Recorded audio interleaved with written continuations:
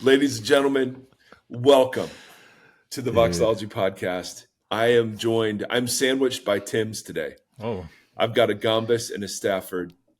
We got the country bracketed. We got Nashville, Louisville, and Auburnville. that's right. And so, great job. Gombis, good morning. What's happening? Or I guess it's afternoon to you. You're in the Eastern time zone, which is nuts.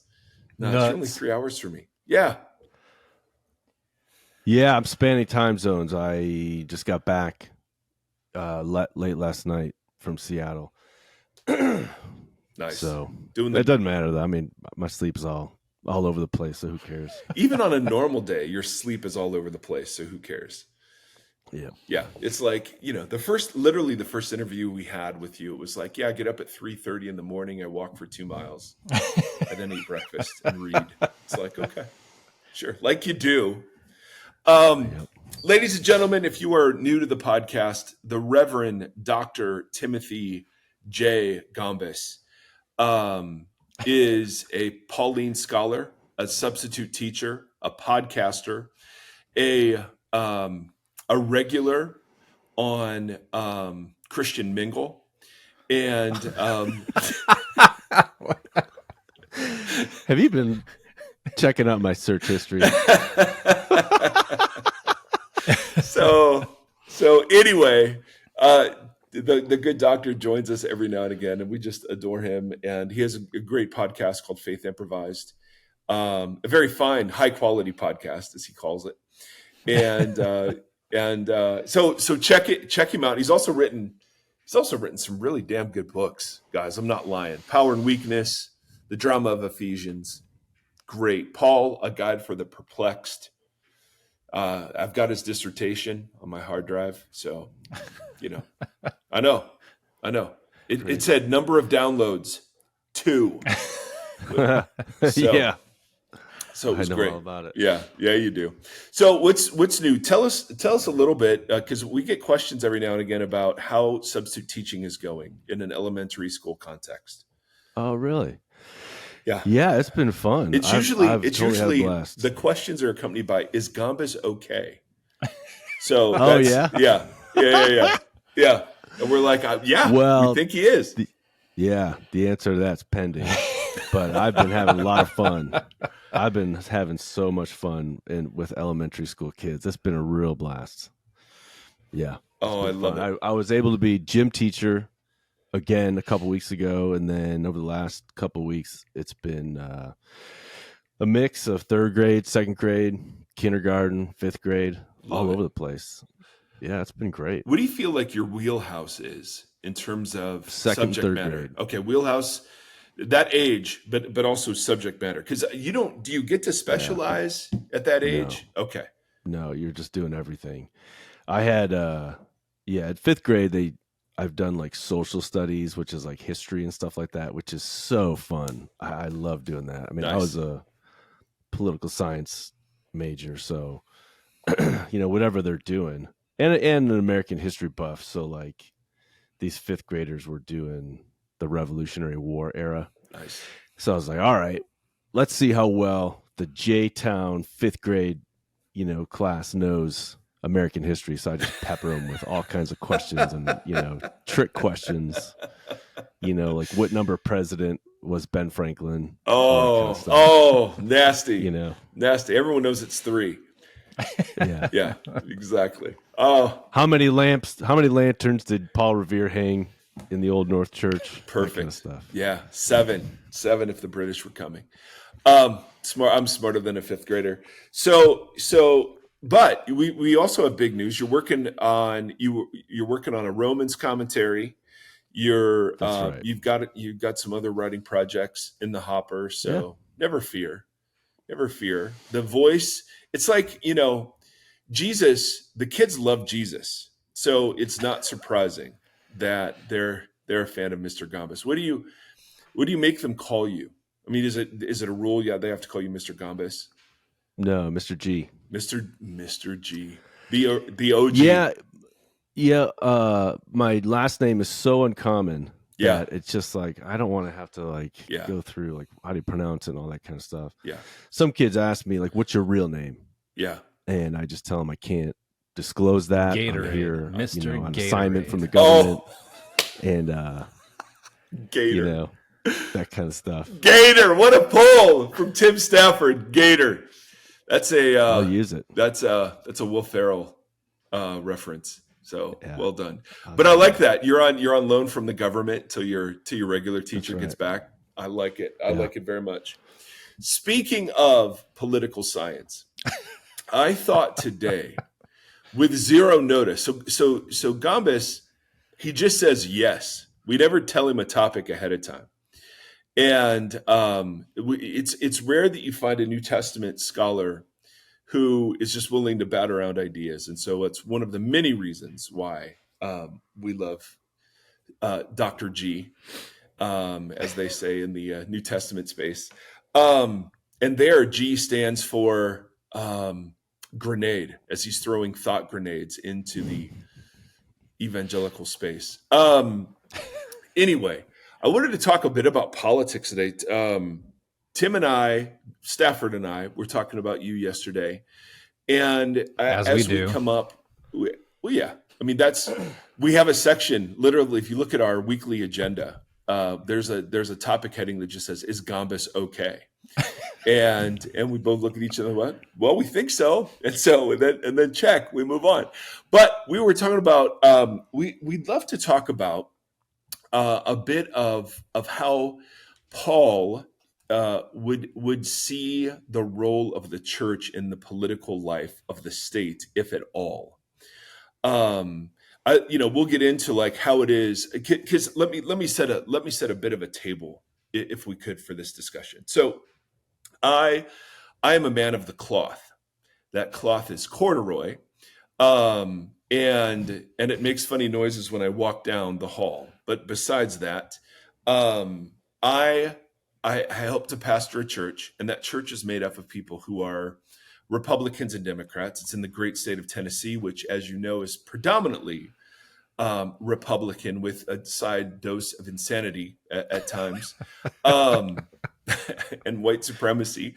And so we've got a church full of good people, many of whom sincerely disagree over, how to see the partisan space. And I've had people call me out saying, well, unless you're really sticking it to this person or this person, you're not really doing justice and to God's like sort of prophetic word into American culture. And we're trying to say, well, I mean, there is a common table. We see tax collectors and zealots at that common table. So the fastest way to grow a church in America is just to pick one political side and run with it biblically. There's no that'll go. The hardest thing to do, one of the hardest things to do, is to try to actually make room for people who disagree sincerely. So my question, Dr. Gombis, is severalfold. First of all, what would you say? And I realize there's so many differences between the first century and today, but I kind of just am priming the pump for kind of what I'm looking for. How would Paul construe the church? Would he construe the church as a political entity? Secondly, how is it that the politics of the church should differ from the partisan politics of the world? Thirdly, is it ever appropriate for the church to take partisan stances as the church? And then lastly, how is it that we should, or I should be thinking about what discipleship looks like in a political season like this? Deep breath. Man, that's a lot. Yeah, that's a lot. It's yeah. Well, I mean, you had 30 seconds of warning. I think that the ties between like the first century culture in which Paul envisions the lives of his churches and today's culture is actually there's a lot of similarities. It's not like the first century was safe or politically not active or politically not hot or whatever. So in the first century, there are always other political concerns, movements that are calling for the loyalty of all citizens, and therefore calling for the loyalty of people within the church. So, loyalty to Caesar, or, say, throughout Judea, Jerusalem, loyalty to this group or that group, imagining that life on earth will be hopeful and promising if this group of people has power, if that group of people has power, or whatever. Yeah. And I think the same thing is happening in American culture today, where there are a variety of groups. I mean, obviously, most notably, two significant political parties that are offering, ways forward, or we imagine that things will be hopeful and promising if this body of people has power or that body of people has power. So just like in the first century, the loyalty of the church is being called for, and the church is being seduced into loyalty to any kind of group. The same is true in our day, where our loyalties are being seduced. The church is absolutely a political entity. So everything having to do with the Christian way is political, 100%, all the way down to the bottom, totally pervasive. It's a lie to imagine that to be Christian is a reality that has to do with my heart, my affections, my motives, my thought life, and it's a heavenly spiritual reality that only sort of touches earth in the age to come, or something like that. It only has to do with my internal world as an individual, and I go to church to kind of hear how I can maintain my internal life. So let's keep politics out of it. The Christian way is political from beginning to end. The Lord Jesus Christ has a political title. He is the Lord over the kingdom of God, which believers inhabit by the Spirit. That's a political reality. The church is the body politic of Jesus. And so the church practices the social embodiment of that, and all its political, economic, social realities. I mean, it's thoroughly political, but its politics is the politics of the cross. So we recognize calls to grab for political power as seductions away from the way of Jesus. To have power in this world is the satanic temptation that Satan tempted Jesus with. And of course, Jesus recognizes the voice of Satan when Peter responds to Jesus' statement that they're going to go to the nation's capital and he's going to die, because Peter wants to go to the nation's capital and take over and wield political power and grab it through military might, through a show of strength. And Jesus, goes to the nation's capital and is exalted he's lifted up to the throne over the kingdom of God, which is the cross, and he's hailed by the soldiers and all that kind of stuff. So it's all political. The issue is not whether or not the church is going to be political, but whether it's going to be seduced into practicing the politics of this world. So, Jesus says his kingdom is not of this world. It's not a worldly. It does not have a politics that has a worldly orientation, grabbing for power, grabbing for prestige and sway and impact and all that stuff. It's a politics of service, of love, of clearing space within church communities to welcome the marginalized and the forgotten and the oppressed. It's the politics of Matthew 25, visiting people in prison, clothing the naked, feeding the hungry, giving drink to the thirsty, welcoming foreigners. I mean, that's our politics. So, it's a politics of advocacy for the weak. It's a politics of speaking to power, speaking prophetic words to the powerful, not against the powerless, which is far more, it's far easier to do that. But speaking prophetic words of rebuke and confrontation when it costs us something, not when we're going to gain something. Like you said, Yeah. you can build a big church by having the right kind of rhetoric. Mm-hmm. Well, advocacy for the powerless is a good way to sort of make, church people uncomfortable and maybe have them scatter. Mm-hmm. So yeah, it's the church is a completely political entity, and we need to be more politically involved, but to understand what politics is all about. And unfortunately, the way that white, middle class evangelical people understand politics is that the table is set by worldly voices, or we're informed what it's like. The table is set for us already. You're either on this side or that side. Mm-hmm. We have not sort of explored the rich terrain of what it means to be Christian, so that we understand what the politics is, or how to be political, which would involve a whole range of alternative practices that are just so underexplored. So let's press into that a little bit. Let's take the issue of illegal immigration. So let's say I'm convinced that our border is, too permeable, and it's not good for those that are here, good for the poor that are here, whatever.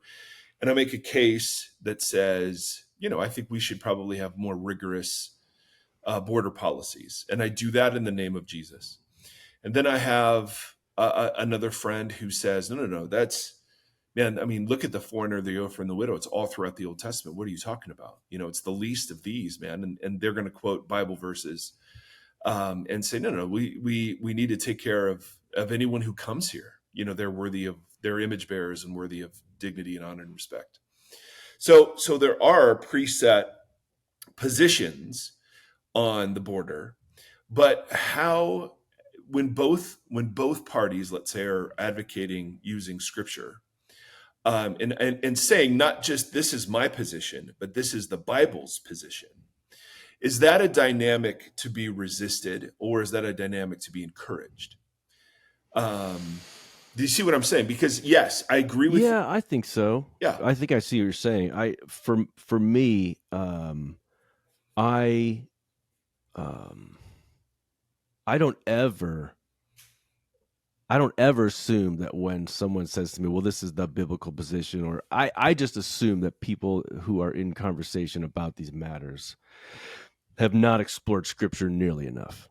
I mean, it's one thing to kind of lift a Bible verse out of a context here or there, but the rich textures of the biblical terrain are just they're so much more subtle, and they don't lend themselves toward any kind of an easy,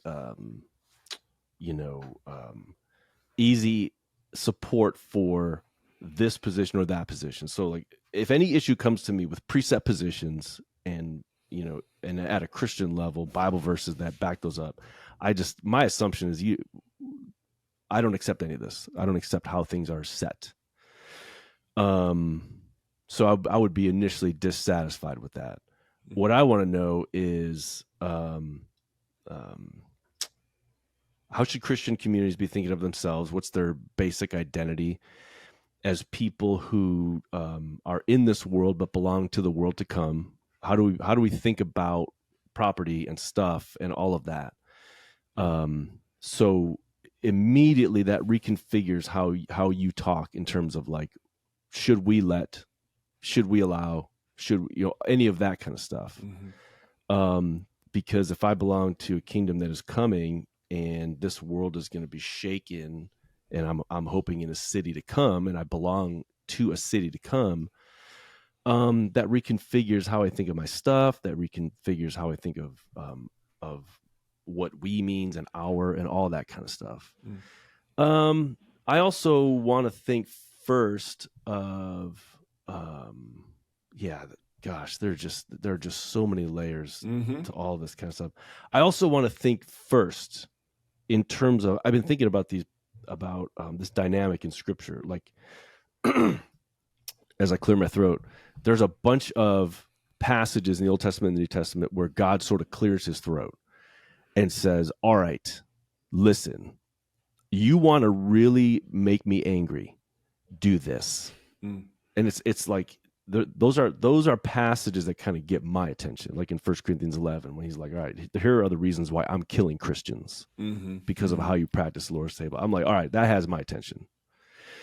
One of those passages for me is Matthew 25, where Jesus basically says, this is the basis on which I'm sending people to hell, in which other people will enter into glory. One of those is, besides clothing the naked, feeding the hungry, visiting people in prison, one of those is welcoming, providing hospitality, clearing space for foreigners. So it's like that is prominent in my imagination.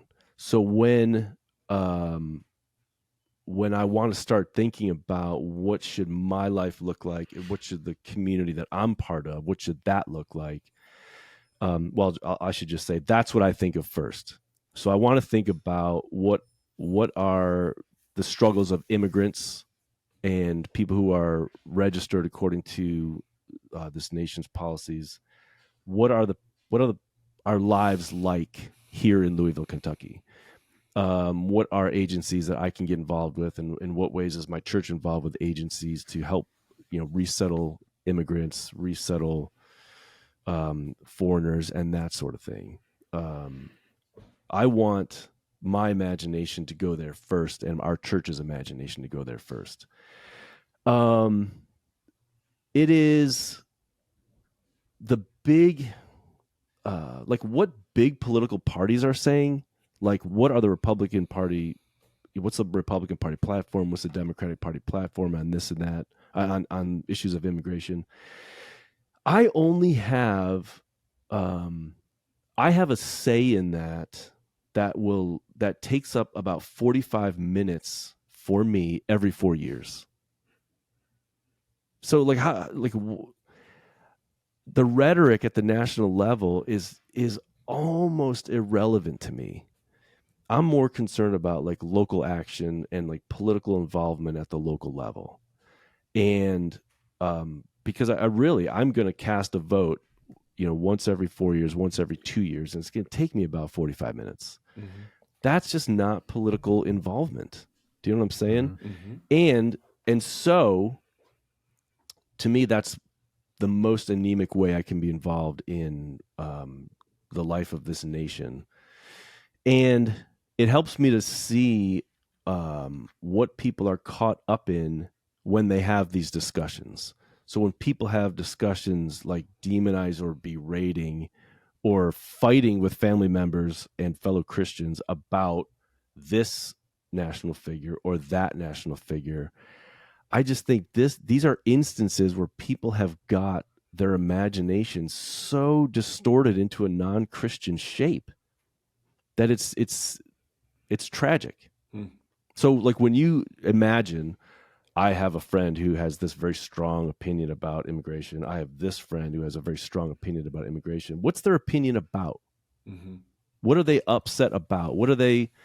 That seems to me to be an issue where church leaders can have, ought to have an effect on how local bodies of believers, local churches, envision what political action even is. Is it to get super angry about what's happening on the national scene? What can you even do about it? What is your anger going to do? Mm-hmm. How is it going to be productive? And then if you are that fired up about things, how does that shape how your community is active in helping the least of these where you are locally? Mm-hmm.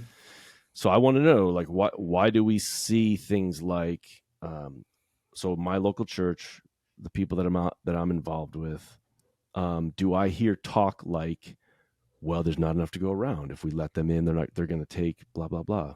Mm-hmm. They're going to take our jobs. They're going to this, they're going to that. Well, first of all, so many of those things are just uninformed by what are the lives of immigrant communities like in this nation. There's largely a lack of information or, pervasive ignorance. But what I'm most concerned about is how does that shape our imagination when we go about our days in our local communities? I mean, do we look at people askance? I mean, do we, are are our hearts just so small and dried up and shriveled up that we don't see the ways that we could be generous? I mean, the way that Jesus is behaving in the Gospels, and this is what I take to be the critical importance of like the feeding miracles in the Gospels, where Jesus is reshaping the imagination of his followers so that they see that there's more than enough to go around. I mean, that the disciples say, there's not enough here. We don't have enough. Send them away. That's the same sentiment that it seems to me is pretty pervasive among a lot of white Christians that I talk to. There's not enough here, not enough to go around. And Jesus performs this miracle that stems from the reality of the kingdom of God to demonstrate that there's more than enough to go around.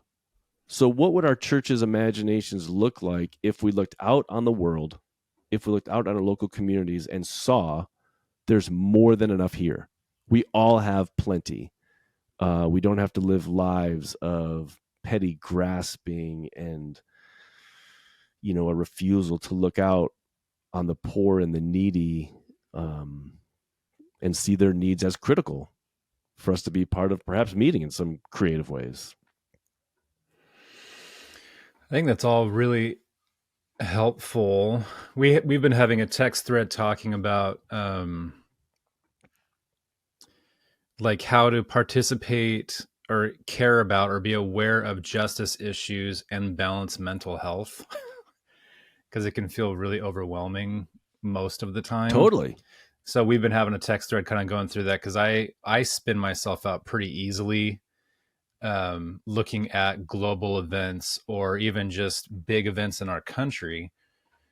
And so my therapist is like, you know, you don't want to turn a blind eye to things, but at the same time, you know, you have to be healthy with how you know, participate or be aware of things. But I think that's really good.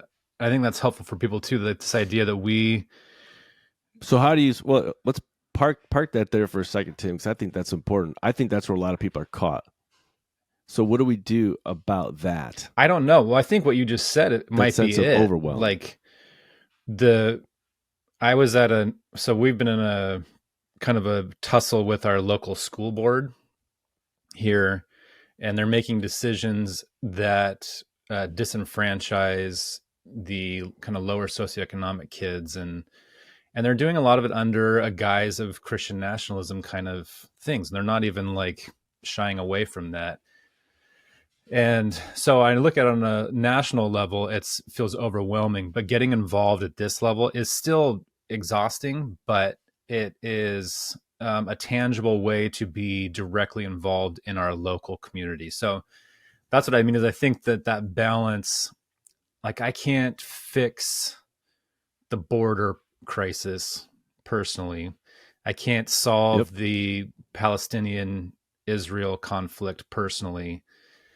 And I feel guilty at times because I feel like my subconscious says that if I don't worry about it, because there are human lives that are involved in all those situations that are being lost. And so I feel this weird, what my therapist says, I struggle with false guilt about things. So she's been helping me work through, like, you need to look at things that you're actually guilty about, that you can kind of change and move from and repent or whatever. And then false guilt, push it away and label it as what it is, and shame as what it is and put it away. And so I think that's helpful. For me, it's helpful to think about focusing on the local level with tangible, how can I, with my hands and my friends, be effective for those who are marginalized. And so Easter was fun too, because I taught at VOXOLOGY, and I do Easter every year. And so I'm always trying to find a different way to talk about things. And so when I was reading a bunch this year, one of the things that N.T. Wright said was something, I'm pulling it from the back of my brain, but it was like, Jesus's response on the cross was so counterintuitive to the time period because it was not retaliatory, right? Like, he didn't call his people to pick up arms and avenge me.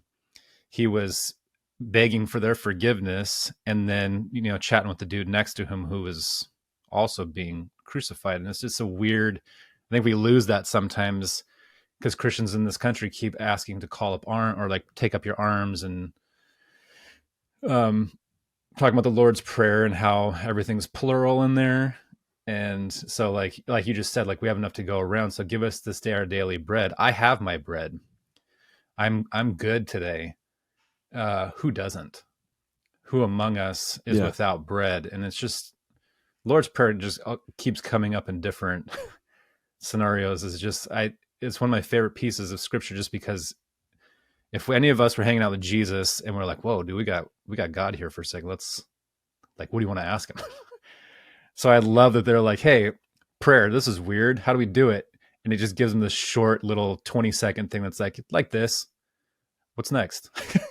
I love it.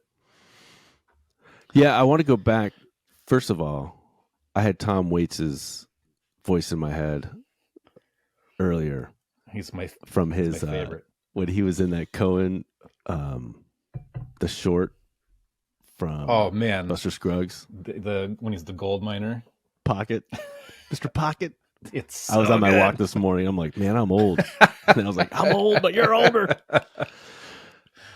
Anyway, I think it's really critical when we're thinking politically and when we think about our imaginations, because I know what you're talking about with regard to being overwhelmed. And I've thought so much about this since 2016, because I was on Twitter for hours, getting the latest information about the crazy things that were happening. And I began to just feel like I am letting my imagination be captivated by all these big, large things. And all that's happening is I'm being polluted. Yeah. My mind is being hijacked. I'm not doing any good for the world. I'm not doing anything. I'm just getting angry and upset and anxious and agitated. And so I've thought a lot about, like, what do I do with my imagination? And I got off Twitter. I'm on social media a whole lot less, because, like, when I think about the question, what is happening? What's happening? The way that sort of like the media landscape is oriented is that what is happening is that this political party and that political party are battling. And what's, like, quote unquote, what's happening is stuff at the border. And what's happening are these big national things. But what I've come to see is that I've capitulated control over my imagination to other entities. Yeah. And what I need to think about when I think about the question, what's happening? I need to be thinking about my neighborhood and about the neighborhood that is around my church. And so when we think about, like, well, what's happening in the world, and what ought to inform my imagination, it's far more local. And then I know what you're saying, Tim, about, like, well, what can I even do? Or I feel overwhelmed and I have a sense of either false guilt or genuine guilt, or just a sense of overwhelm. I've thought about this for a while, and I was really encouraged to see that Luke Timothy Johnson in his work on Paul says the same thing. When we imagine action in the world, we cannot think about, I cannot think about me. I'm not like an actor in the world as far as, like, when I think about the politics of Jesus. The basic level of action in the world that's Christian is the church. The church acts in the world, because there's like, I can't even do anything about immigration in Louisville or in my district or whatever, but my church can do something. Like, we can do something as far as, like, dealing with the increasing, the worsening problem, and it's going to get worse nationally and globally, the worsening problem of homelessness and hunger and child hunger, and people who are experiencing homelessness and who are vulnerable. Like, my church can do something. So, like, how do we advocate? How does the body politic of Jesus advocate or take action in the world, while also resisting being seduced into some other kind of loyalty? So I mean, I think there's a lot going on politically. I think that we know too much through social media and media in general. Yeah. We know too many facts about what's happening in Israel, Palestine, what's happening in Ukraine, Russia. What's like, these are like, our imaginations are assaulted by this unrelenting cascade of information that's disconnected, but just comes at us. And because we have, I think, if we give ourselves the benefit of the doubt and say we're well motivated, we care, your heart is fired up with wanting to do something to help. But what can you do? Mhm.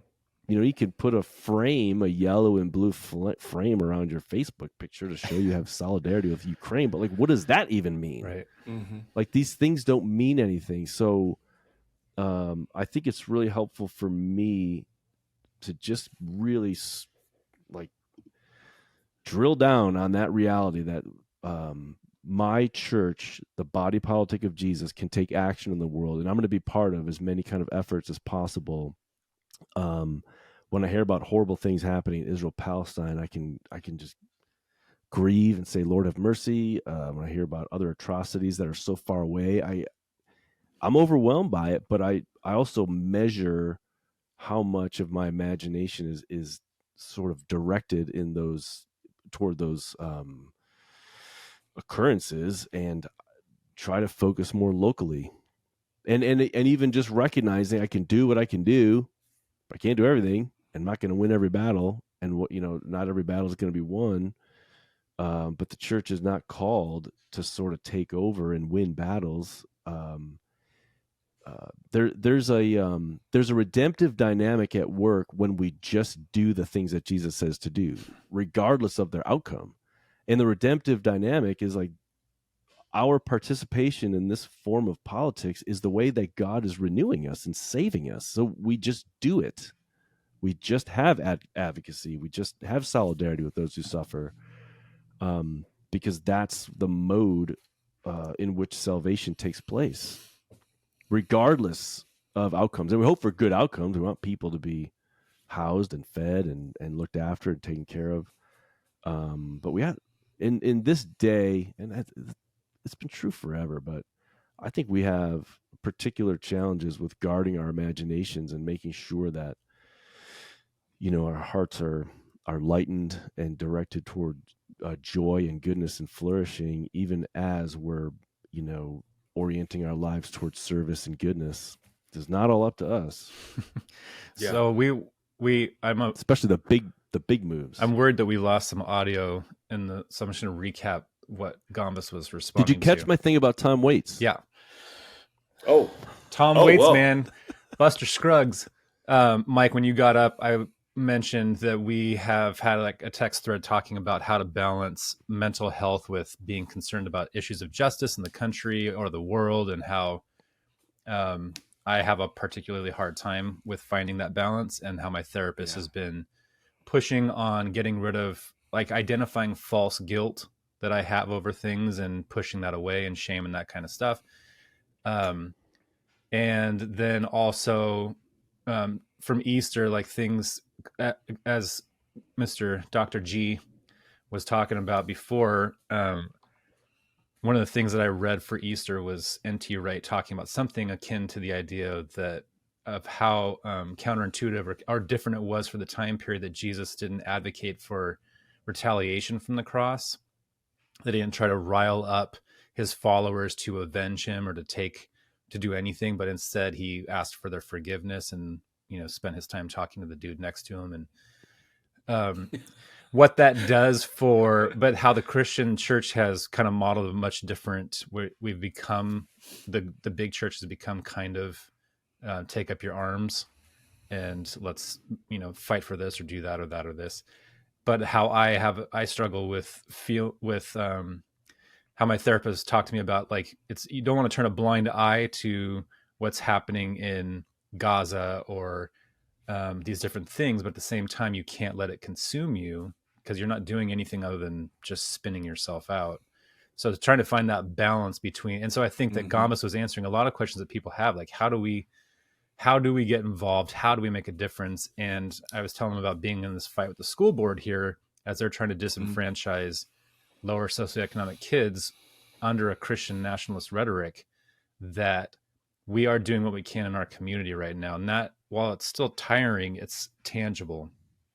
Mhm. And we're fighting for the least of these in our neighborhoods. And I can't affect on a national level or a global level.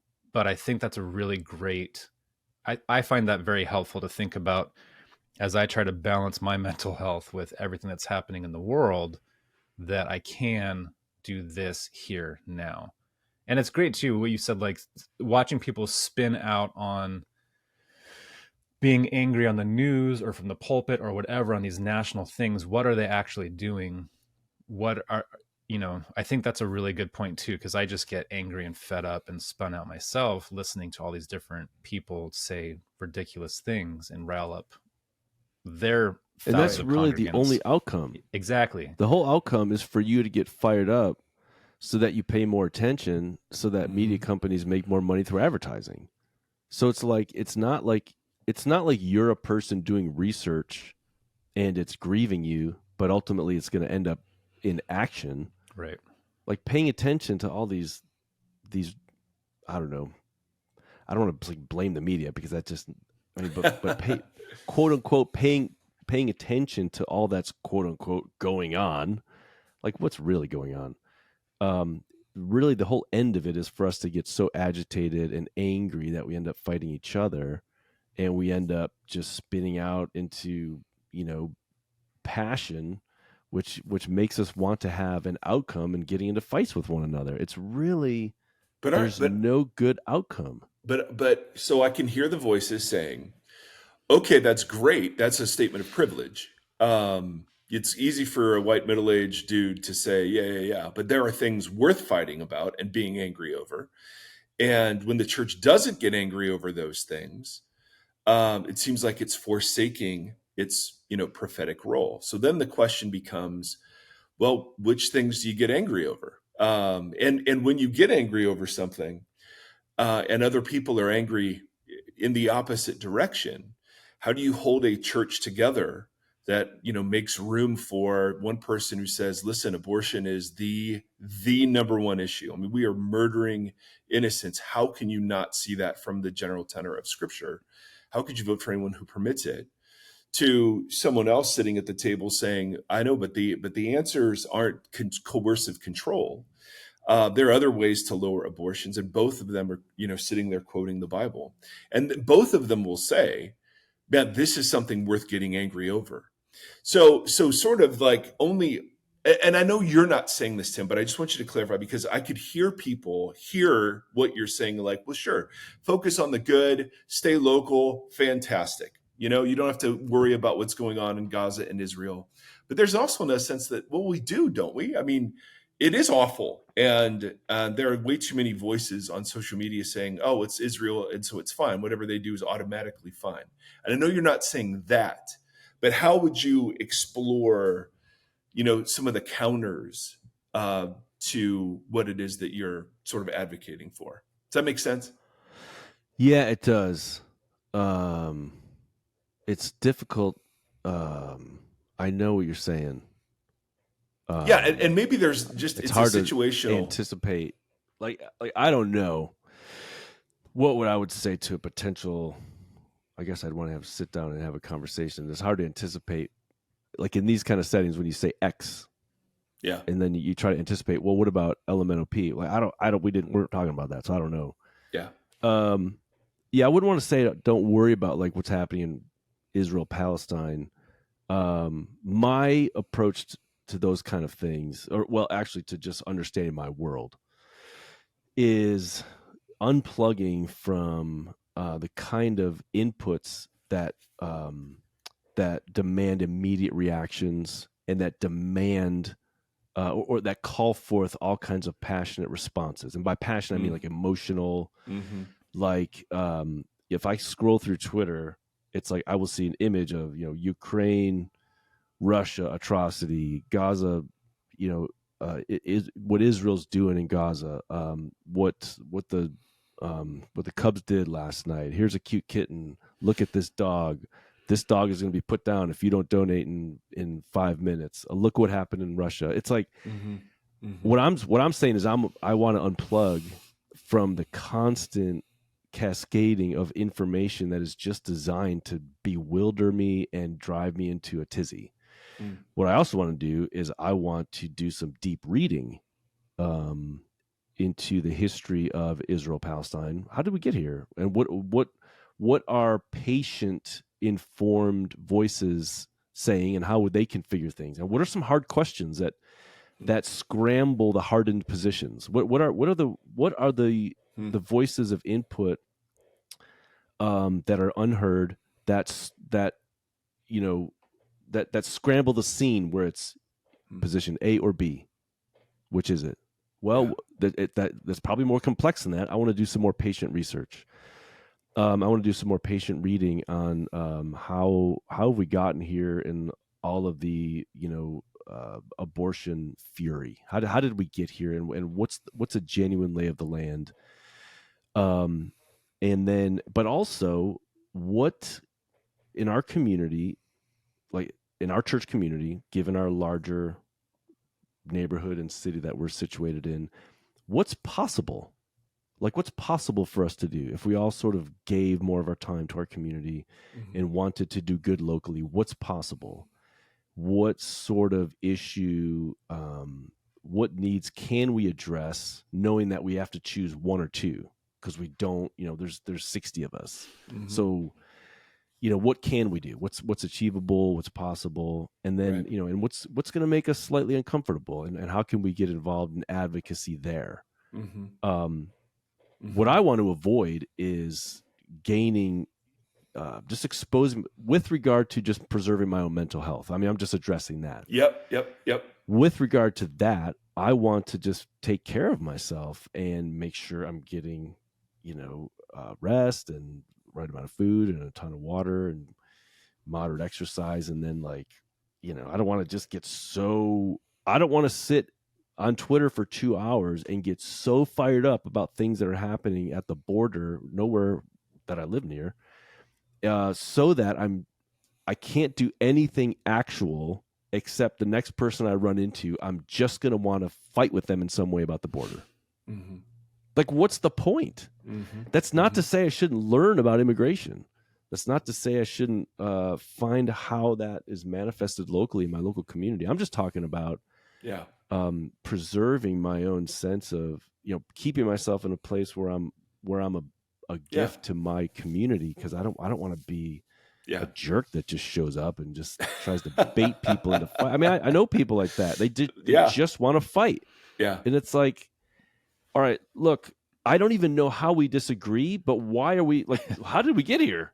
Yeah. I have a friend that's like that. It's just like he's just so plugged in to social media, and he has such an agitated soul that there's just like a bomb dropped every time we talk. And I'm like, I think that the way that issue is configured is just stupid. I don't want to address it. I don't know.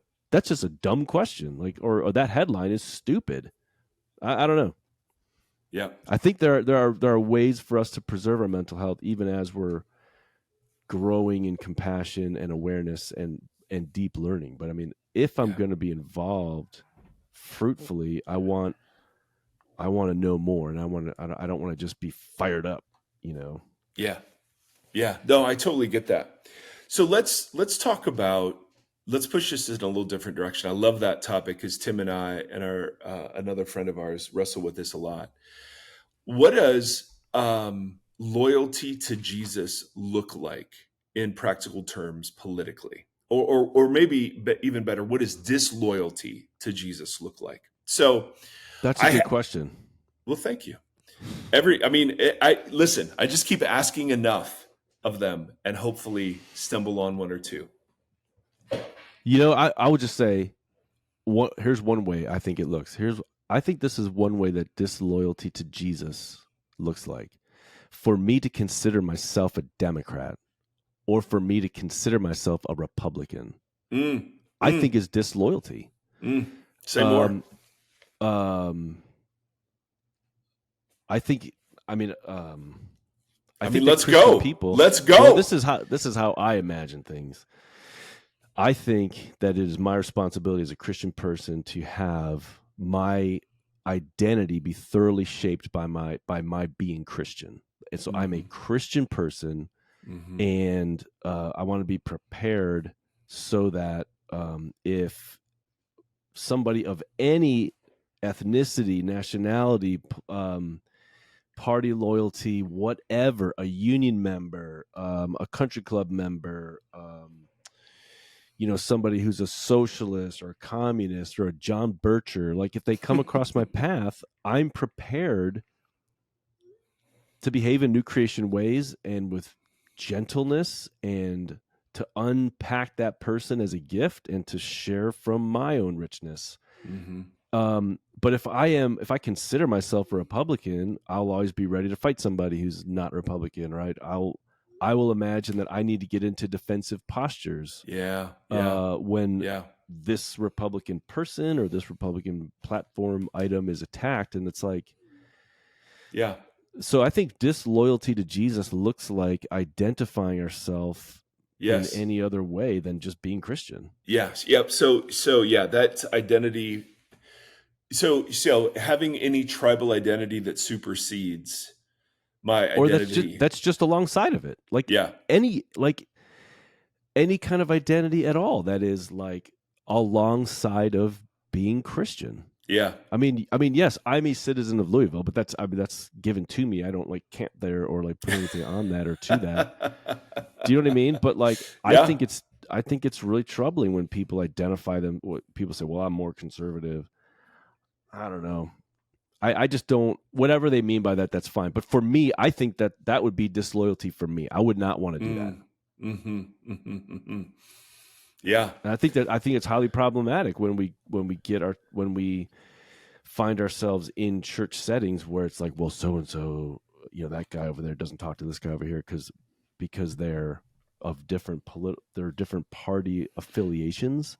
Yeah. So inevitably, given how our culture is wired, inevitably those kind of identities poorly affect, or they have a negative effect on the life of the church. Yeah. If you know that you have people in your church who have split loyalties, that they're syncretistic, that's a problem.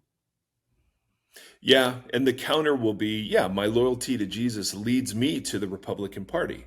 My loyalty to Jesus leads me to the Democratic Party. But that's I know that's a counter, but that's poor thinking. That's not good thinking.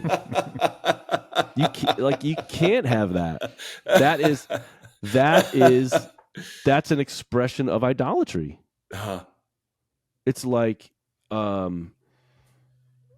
there simply is no other earthly way that can be set alongside of the Christian way. So if you really felt like my loyalty to Jesus is going to lead me to vote once every 2 years and once every 4 years in this direction or that direction, I can imagine that, but I would never say anything about it out loud. Because if anything gets into the life of the church and has an effect on, okay, so one of the throat clearing passages, 1 Corinthians 3, 16 and 17. Come on. That the church is the temple where God's Spirit resides. And if anybody divides the temple, God will destroy that person. So it's not like, well, that'll have negative effects. Like God will destroy the person who brings about division in the church. Yeah. That's one of those passages. It's not like, so if it's Jesus saying, all right, I start killing Christians when this happens. So if you say to me, well, you can understand how somebody would say that. I'm like, well, I can't. I know people that say that, but I do my best to not run afoul of Jesus's wrath. And so when I hear someone say, well, my Christian faith leads me to vote Republican or vote Democrat, I just think you don't understand. I understand Christian identity to some extent. And I just think what I tend to think is, well, A, I don't want to fight. I just want to get out of this dumb conversation. B, you don't understand what it means to be Christian. Well, you know what they say, when he rolls up his sleeves, he ain't just putting on the Ritz. There it is. Every time I want to. We almost named, when we rebranded the podcast to VOXOLOGY, one of the options was our pod is an awesome pod. This stuff is so good though, because what happened? Why not? Why? How does that? Oh, we went through a lot how of them. Did that not get chosen? What if pod was one of us? Pod save the queen. Yes. This stuff is good for me though, because I get caught up in like when we are debating things, especially these kind of topics. There are human lives that are being lost while that's happening.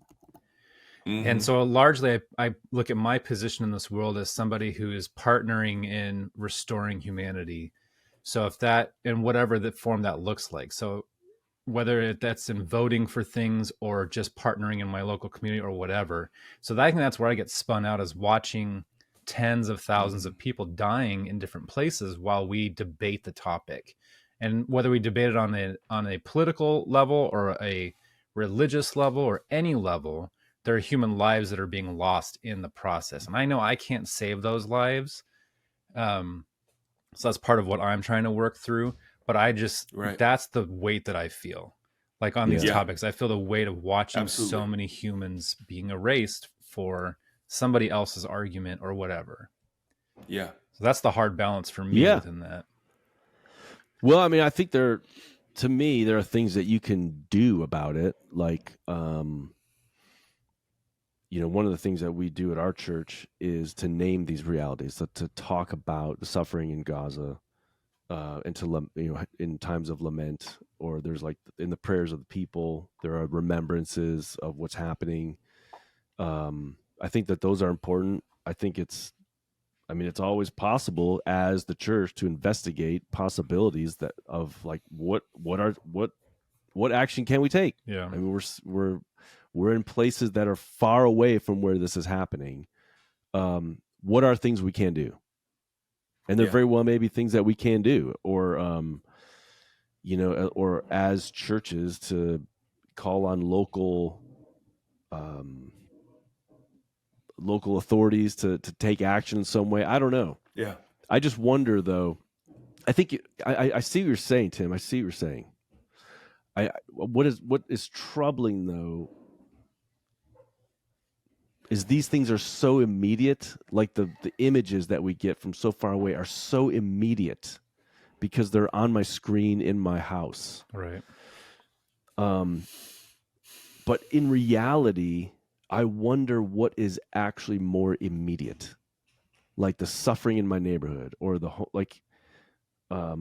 while I'm so moved by all these images, of Ukrainian towns just getting bombed.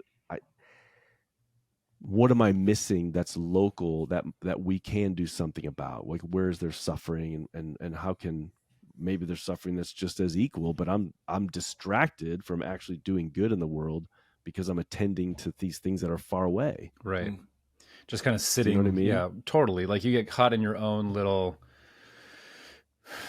cycle of sadness, or I don't know how you want to phrase or that. Distractedness. The way that I'd rather say it is my imagination is being hijacked by for-profit companies that are distracting me from actually having an imagination of how I and we can do good here. Because there is good that can be done here. Yeah. But I'm too busy on Twitter, or I'm too busy watching the nightly news or whatever. Well, I think that's the balance that I find hard, is looking, you're right, being distracted from where can I see that in my local community and how can I be involved. And instead I'll sit and I just kind of get caught in a cesspool of suffering, like just being overwhelmed by the amount of suffering in the world that I'm doing nothing at all. And that is just that's the hard work of trying to figure out how to balance all that in a healthy way that is not just me being miserable thinking. And I'm sorry, that makes it sound like it's about me, but being caught up in like the overwhelming suffering, and then just and letting that be the end, just sitting in all of that murkiness and then being overwhelmed and Yeah. being like, God, where are you? But where am I? I don't know. So it's being human's tough. It is tough. And and there just aren't many great examples that at least we're aware of churches who do this well together. You know what I mean? It's just easier to sort of fall prey to the partisan politics and be energized around one view of the world, as opposed to discerning and lamenting and reconciling and all the things. So Yeah, I think that there are a lot, I think, of churches that are doing a lot of these kinds of things. They're busier doing the things and not publishing them. And who gets our attention is the loud, angry voices. Yeah. And those voices get magnified by, can you believe what crazy thing John Piper said? Oh, let's all spend 2 days just fighting over what stupid thing some angry old man said. It's like, whatever. I don't know. I don't know what we can do about that.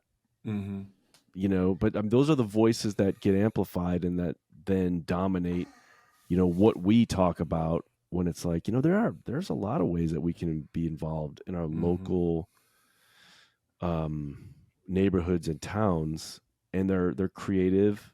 I think churches will struggle to get people on board, because I think that people are just far more comfortable with the status quo of it's this party or that party, or you use the word compassion in your sermon. Mm-hmm. What did you mean by that? Are you a closet liberal? I mean, well, it's that's the insanity. I mean, that's one of the reasons why so many church folks are either, I mean, we've done, very thorough biblical examinations of things like justice. And you'll just have people say, yeah, I'm sorry, it doesn't align with my values. totally get it. So, people are showing up pre-discipled. Yeah. And it's hard. Yes, they have their loyalties have already been decided, and so they cannot bring themselves to be loyal to Jesus. I don't know how else to say it starkly, other than just very starkly. Being called to a biblical vision of things will be an offense to my pre-decided discipleship, and I'm not going to go there. Yeah, but we will doggone it. 3 middle-aged white men will go anywhere. Hey, it's worth the effort. It's worth it. I know. Dude, you're the best. We love you so much. Thank you for, just being willing to think through these things. And you're such a great conversation partner. I'm looking forward to hanging in a couple weeks. Yeah. It's coming. The non-fritz is coming, bro. It's happening. So I'm looking forward to it. There will be some hangage. If that's an okay thing to say. I'm not sure. There won't be blood. Yeah, there won't be blood. Anyway, love you, dude. Thank you. All right, fellas. Be well. Hope any of that was usable. That is so usable. So usable. Absolutely. All right. It's a high quality podcast. See you, buddy. All right, ladies and gentlemen, we're just going to keep on recording. Tim has a sick kid. I just had a big chair delivered and construction happening at our house. A gas line's being put in. Just a mess. It's a mess. So I have no idea how this is going to turn out. I don't either. Tim Stafford is a freaking editing genius. We'll see. This one might take some magic. It will take some magic, but you know what, man? I love that.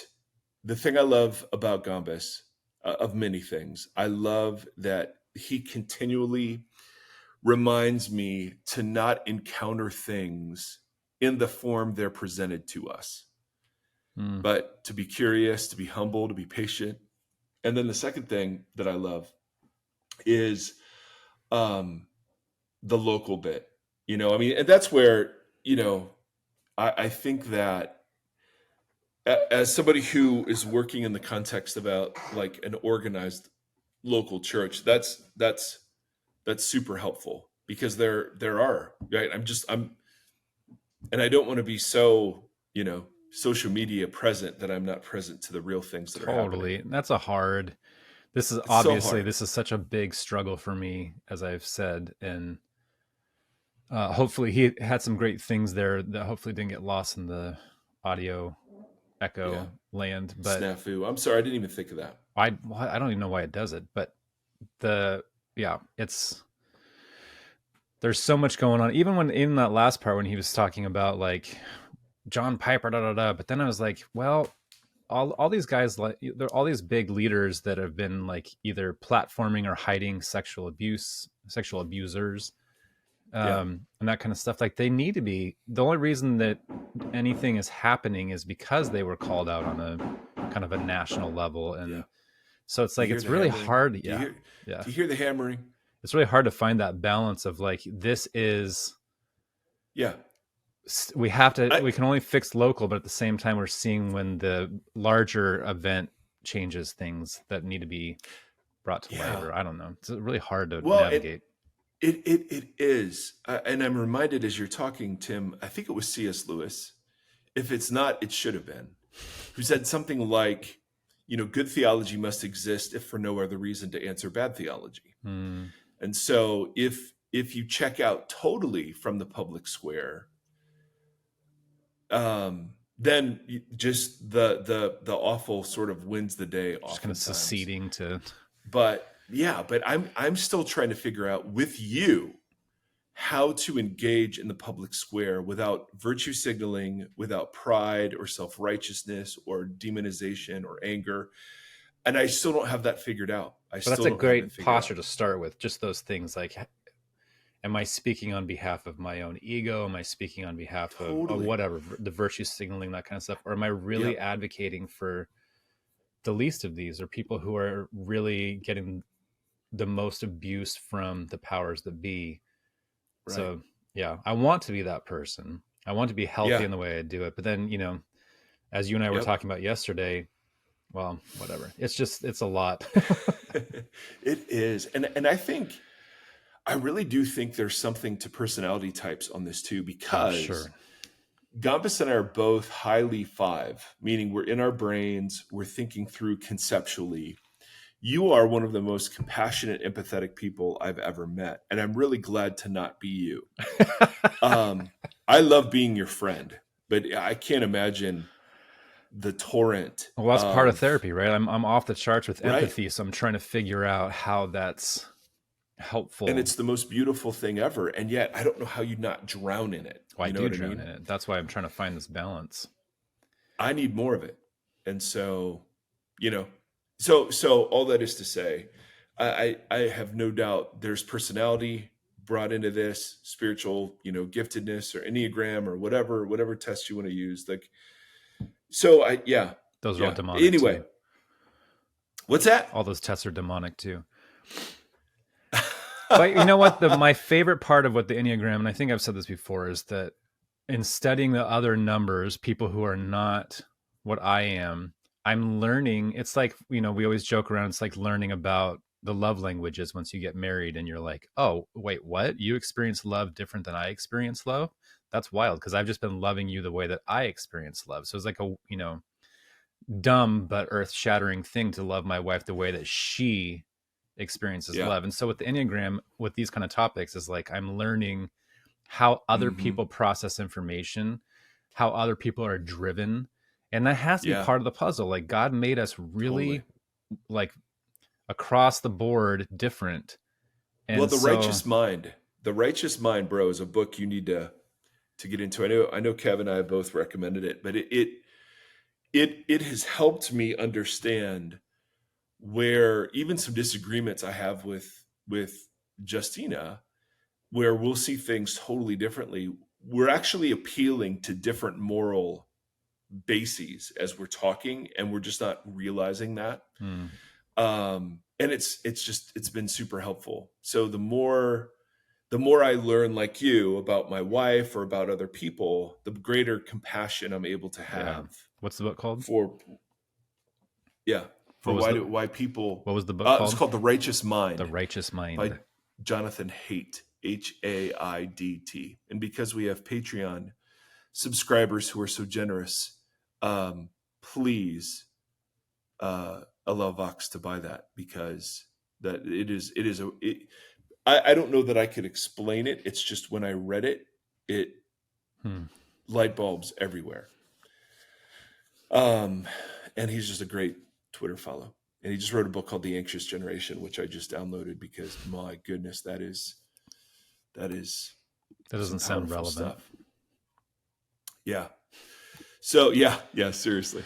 So all that is to say, my brother, how great is it that you and I get to sit with a tribe of at least dozens of people in the VOXOLOGY community? No, it's more than that. We're still shocked by it. And have somebody like Tim Gombis sort of show up. We don't even tell him what the topic is. We're just like, hey, are you available? Sure. Giddy up. I know what if you don't ever watch on YouTube, maybe tune in just for a couple of minutes to see. It's always fun because he doesn't know, and then when the question is posed by Mike, you can actually watch the gears start turning in his head as he looks up and he furrows his brow. Yeah, He takes a deep breath. Takes a very deep breath. It's very mechanical. And yeah. It's awesome. Anyway, brothers and sisters, thank you for being so awesome, and thank you for allowing us to be a part of your life. To be continued. We'll keep talking about To Be Human, but there's just so much craziness going on politically. We thought this would be a worthy topic. So, till next time, friends. Bye. Bye.